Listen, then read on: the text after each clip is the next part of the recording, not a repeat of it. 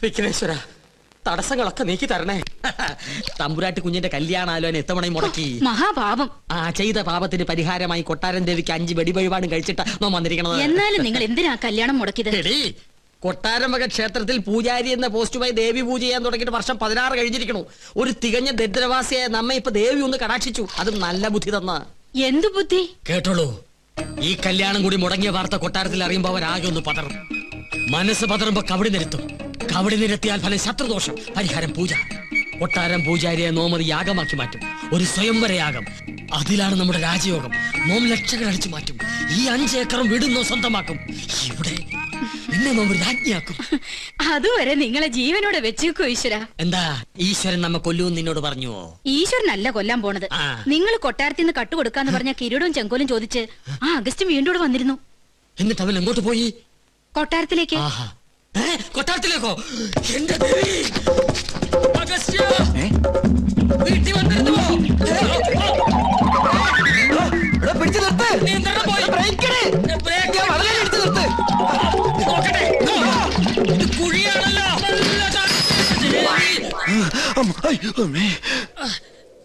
ചത്തിട്ടില്ലല്ലേ? ഇല്ല. ഇപ്പൊ ചത്തുപോയിരുന്നെങ്കിൽ ഞാൻ പറയുന്ന വിവരം കേട്ട് കൊട്ടാരത്തിലുള്ളവർക്ക് തന്നെ കൊല്ലാൻ പറ്റില്ലായിരുന്നു. അഗസ്ത്യ, ഒരു 50,000 ഉറുപ്പിക്ക് വേണ്ടി എന്നെ കൊലക്ക് കൊടുക്കരുത് കേട്ടോ. ഒന്ന് പിടിക്കുക. അഗസ്ത്യ, കൊട്ടാരത്തിലേക്ക് പോവരുത് കേട്ടോ. നിക്ക അഗസ്ത്യ, നോ പറയണതൊന്ന് കേക്ക. വേണ്ട.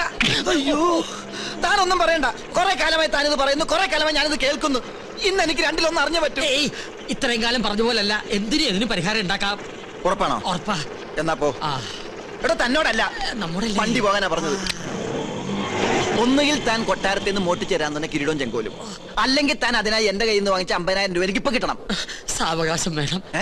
10 ദിവസത്തെ സമയം തരണം. ദൈവത്തോർത്ത് സമ്മതിക്ക.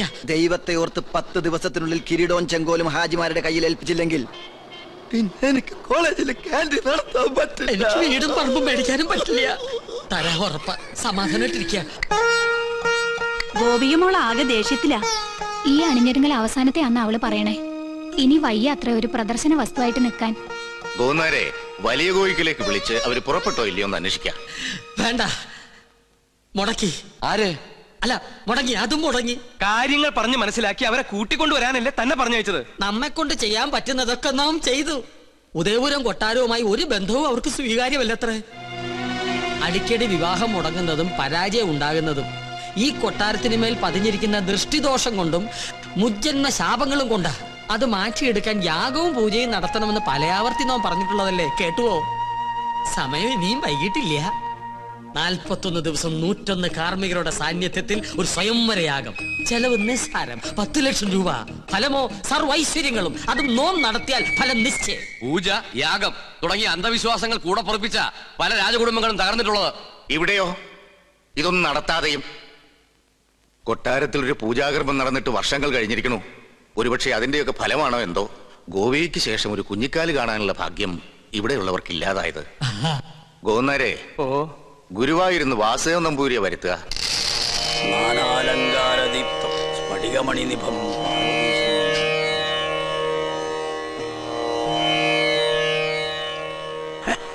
യാഗത്തിൽ ഫലസിദ്ധി കാണുന്നു.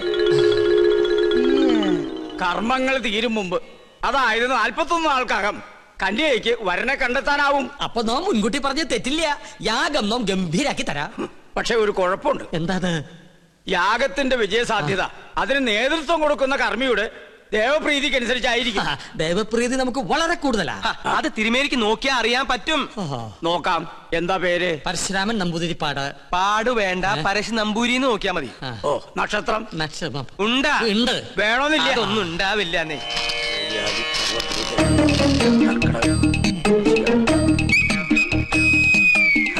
തിരുമേനിക്ക് എനിക്ക് ദേവപ്രീതി അശേഷം. ഒന്നുകൂടി നോക്ക. ഒരല്പമെങ്കിലും കാണാതിരിക്കില്ല.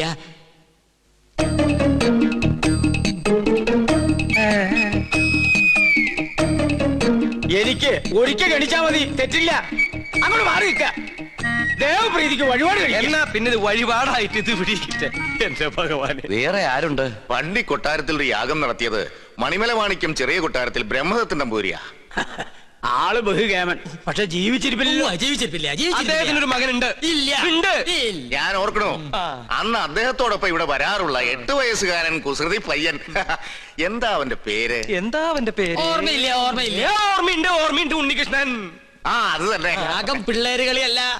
അതിന് ഉണ്ണികൃഷ്ണൻ ഇപ്പൊ കൊച്ചുകുട്ടിയൊന്നുമല്ലല്ലോ. ഓരോ വർഷം കഴിയും തോറും ഓരോ വയസ്സ് കൂടെയല്ലേ എന്റെ മണ്ടൻ നമ്പൂരി. നിർത്തുക. അച്ഛന്റെ പാരമ്പര്യം ഉണ്ണിക്ക് കിട്ടാണ്ടിരിക്കോ? ചിലപ്പോ പേര് കേട്ട ഒരു പൂജാരി ആയിരിക്കും ആ കുട്ടി. നോക്കാം. കർക്കടകം, വൃശ്ചിക. ഇതിന് മേൽ മറ്റൊന്നും കാണുന്നില്ല. അത്രയ്ക്ക് കേമം. ഒന്നുകൂടി ആലോചിച്ചിട്ട്. വേണ്ട, പോകുന്നേരെ ഉടനെ ഉണ്ണിയെ കൊട്ടാരത്തിൽ എത്തിക്കണം. അമാന്തിക്കണ്ട, പുറപ്പെട്ടോളൂ. ഗൗളി ചലച്ചു. വടക്ക് കിഴക്ക്. ആളെ കണ്ടെത്താൻ ഇത്തിരി പ്രയാസപ്പെടും. അപ്പൊ പിന്നെ പോണോ? പോണം. ഈ ചെറു പ്രായത്തിൽ മഹാഭാഗ്യല്ലേ ഉണ്ണിക്ക് കൈവന്നിരിക്കണേ. എന്താ അവരവനെ ദത്തെടുക്കാന്ന് പറഞ്ഞോ? എന്റെ മുത്തശ്ശി കൊട്ടാരത്തിൽ വലിയൊരു യാഗം നടക്കാൻ പോവാ. പ്രശ്നവശാൽ തലപ്പത്തിരിക്കാനുള്ള യോഗം ഇവിടത്തെ കുട്ടിക്ക് എത്രേ? കേട്ടപ്പോ സന്തോഷായി. കേട്ടാ. പക്ഷെ പൂജാകർമ്മങ്ങളിൽ അവന് താല്പര്യമില്ല. അതെന്താ അങ്ങനെ? സംഗീത ജ്വരം പിടിച്ചിരിക്കുകയല്ലേ. ഏട്ടൻ വളയഞ്ചേർങ്ങര സംഗീത കോളേജ് പഠിക്കുക. അവിടെ ഒരു ലോഡ്ജിലെ താമസം. ആളെ കണ്ടെത്താൻ ബുദ്ധിമുട്ടും. അത് ഗൗളി ചലിച്ചപ്പോ മനസ്സിലായി. ഏത് കോളേജിലാന്നാ പറഞ്ഞത്? വളയഞ്ചേർങ്ങര. എന്റെ മോള് പഠിക്കുന്നത് അവിടെയാണല്ലോ. ദൂരത്തിരി കൂടുതലാ. ഒരു 12 മണിക്കൂർ യാത്രയുണ്ട്. സാരില്ല, പുറപ്പെടുകയായി. ഉണ്ണിയെ ഞാൻ അവിടെ നിന്ന് പൊക്കിക്കോളാം. ഓക്കേ. പൊക്കാന്ന് പറഞ്ഞാ കൂട്ടി കൊണ്ടുപോകാന്നർത്ഥം. ഇനി എന്താവശ്യത്തിനും തൃക്കേശ്വരം ഉദയപുരം കൊട്ടാരത്തിലേക്ക് ആളെ പറഞ്ഞയച്ചാ മതി. ഉണ്ണികൃഷ്ണൻ അവിടെ ഉണ്ടാവും. യാഗം ഉടനെ തുടങ്ങണേ.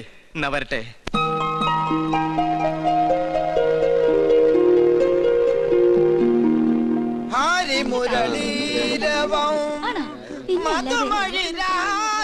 ചെമ്മാങ്കുടി ഇന്ന് നേരത്തെ തുടങ്ങിയല്ലോ. ചെമ്മാങ്കുടിയുടെ അത്ര ഇല്ലെങ്കിലും നല്ല സ്വരശുദ്ധി ഇല്ലേ? ദയവേത് സംഗീതം പഠിക്കുന്ന കുട്ടികൾ ഇങ്ങനെ കൊല്ലരുത്. സംഗീതം ഒരിക്കലും മരിക്കുകയില്ല. സാധകം ചെയ്തതാ പെങ്ങന്മാരെ. കടുത്തോളം വെള്ളത്തിൽ നിന്ന് സാധകം ചെയ്യാൻ കടുത്തോളം കടം സമ്മതിക്കണ്ടേ? അതുകൊണ്ട് ചായ അടിക്കുമ്പോ ആകാന്ന് കരുതി. ചെറുകടി എന്തുണ്ട് അച്ഛൻ ചേട്ടാ? സമൂസ, മസാല, പഴംപൊരി, പരിപ്പ് വട. കുട്ടി നിർത്തി കുടിക്കൂ, എന്നാലല്ലേ സിരസിൽ കയറാതിരിക്കൂ. സംഗീതം പഠിച്ചല്ലോ. മുല്ല പൂമ്പൊടി ഏറ്റുകിടക്കും, അകത്തിനും ഉണ്ടാകും സൗരഭ്യം. സത്യത്തിൽ ഇന്നത്തെ മത്സരത്തിൽ എനിക്കും ഒരു കൈ നോക്കണമെന്നുണ്ടായിരുന്നു. അയ്യോ അത് വേണ്ട. വേണ്ടേ? ആ ഒരു കൈ സുലൈമാനും ഉണ്ണികൃഷ്ണൻ തമ്മിൽ നോക്കിക്കോളും. എന്നാ നിങ്ങൾ പറ, ഇന്നത്തെ മത്സരത്തിൽ ആര് ജയിക്കും? സംശയം എന്താ? സുലൈമാൻ. ആ അങ്ങനെ പറ. ഓ അവളുടെ ഒരു സുലൈമാൻ മേത്ത ചെറുക്കനെ പ്രേമിക്കാൻ നടക്കുന്ന നായരിച്ചി. വൺവേലൈനാ ഒന്ന് പോടി. നീ നോക്കിക്കോ, ഉണ്ണികൃഷ്ണനെ ജയിക്കും. വെറുതെ തർക്കിച്ച സമയം കളയേണ്ട സംഗീതേ. ഉച്ച കഴിഞ്ഞ് അറിയാലോ വിധി. അത് നമ്മുടെ സുലൈമാനെ ജയിക്കും. ബെറ്റുണ്ടോ? 1000 rupees bet. അഗ്രീഡ്. ഓക്കെ. ആന്റണിയും ശ്രീലക്ഷ്മിയും അഗസ്റ്റിനും ഒക്കെ എനിക്കെതിരാണെന്ന് അറിഞ്ഞോടിന് ചോദിക്കുക. വെറുതെ കാശ് കളയണോ? വീം പഠിക്കാതെ പാടി ജയിക്കടാ. എന്ത് തന്നെ ആയാലും ഒടുവിൽ വിജയം എന്റേതായിരിക്കും. ചെമ്പൈ സംഗീതോത്സവത്തിൽ പാടുന്നതും ഞാനായിരിക്കും. നമുക്ക് കാണാം. ആ പടാ. ഉണ്ണി, ചെയർമാൻ വിളിക്കുന്നു.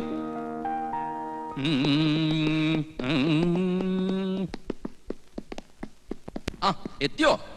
നിനക്കൊന്നും ടെൻഷൻ ഉണ്ടാവില്ലല്ലോ. അതെങ്ങനെയാ? സ്വന്തം മക്കള് മത്സരിക്കുമ്പോ തന്തയ്ക്കും തള്ളക്കില്ലേ ആദി? അതിന് ഞാൻ നിന്റെ തന്തയല്ല തള്ളയല്ല സമ്മതിച്ചു. എന്നാലും നിന്റെ കാര്യത്തില് എനിക്കിത്തിരി താല്പര്യം കൂടിക്കോളൂ. അതേ ഈ സ്നേഹ മനസ്സിലായോ? ഈ സംഗീത കോളേജിന്റെ ചരിത്രത്തിൽ ആദ്യമായിട്ടാണ് ഫൈനൽ റൗണ്ടിൽ ഒരു ഇസ്ലാമും നമ്പൂതിരും തമ്മിൽ മത്സരിക്കണേ. അറിയോ? ഒരല്പം സ്വാർത്ഥം തന്ന് കൂട്ടിക്കോളൂ. അല്ലെങ്കിൽ എന്റെ സുഹൃത്തിന്റെ മകൻ എന്നുള്ള പരിഗണന. എന്തായാലും നീ തന്നെ ജയിക്കണം. ഈ മത്സരത്തിൽ ജയിക്കുന്ന ആൾക്ക് ചെമ്പൈ സംഗീതോത്സവത്തിൽ പാടാനുള്ള അവസര കിട്ടണേ. അതും മഹാരഥന്മാരോടൊപ്പം. ഈ കോളേജിൽ നിന്നും ഒരു ബ്രാഹ്മണനെ അവിടെ എത്താൻ പാടുള്ളൂ. സാർ, സംഗീതം ദേവകലയാ. ബ്രാഹ്മണർക്ക് ദേവന്മാരുടെ തൊട്ടടുത്ത സ്ഥാനം. അത് മനസ്സിലാക്കാദ്യം. അത് പറയരുത് സാർ. പ്രശസ്തനായ കഥകളി സംഗീതജ്ഞൻ കലാമണ്ഡലം ഹൈദരാലി ഏത് ജാതിയാ? ഗായകൻ യേശുദാസ് ഏതാ ജാതി? സക്കീർ ഹുസൈന്റെ ജാതി ആരെങ്കിലും അന്വേഷിക്കാറുണ്ടോ സാർ? അങ്ങനെ പറഞ്ഞ ഒരുപാടുണ്ടാവും. ഞാൻ ഇവിടുത്തെ കാര്യം പറഞ്ഞേ, നീ ജയിച്ചേ പറ്റൂ. ഒരു സംഗീത കോളേജിലെ ചെയർമാൻ ഒരിക്കലും വർഗീയവാദി ആകരുത്. ജാതി ചിന്ത വെടിഞ്ഞ് എന്നിൽ വിശ്വസിക്ക്, ഞാൻ ജയിക്കാം. അവന്റെ ആത്മവിശ്വാസം തർക്കമില്ല. അവന്റെ അച്ഛന്റെ അതേ പ്രകൃതം. പക്ഷെ എനിക്ക് പ്രതീക്ഷയില്ല. സുലൈമാൻ തോറ്റേ പറ്റൂ. വഴി ഞാൻ നേരത്തെ കണ്ടുവച്ചിട്ടുണ്ട്. സുലൈമാന്റെ പക്കമേളക്കാരെ സ്വാധീനിക്കണം. അവൻ പാടുമ്പോൾ ശ്രുതി തെറ്റണം. പെട്ടെന്ന് ശ്രുതി മാറിയാൽ എത്ര വലിയ സംഗീതജ്ഞനായാലും ഒന്ന് പതറും. അത്രയ്ക്കും വലിയൊരു എതിരാളിയാണ് സുലൈമാൻ എന്ന് എനിക്ക് തോന്നുന്നില്ല. സുലൈമാന്റെ സംഗീത പാരമ്പര്യം എന്താണെന്നറിയോ എനിക്ക്? ഇല്ല. അവൻ സംഗീത കോളേജിൽ പഠിക്കുന്നുണ്ടെങ്കിലും ഗുരുസ്ഥാനത്ത് അവന്റെ അമ്മ തന്നെയാ.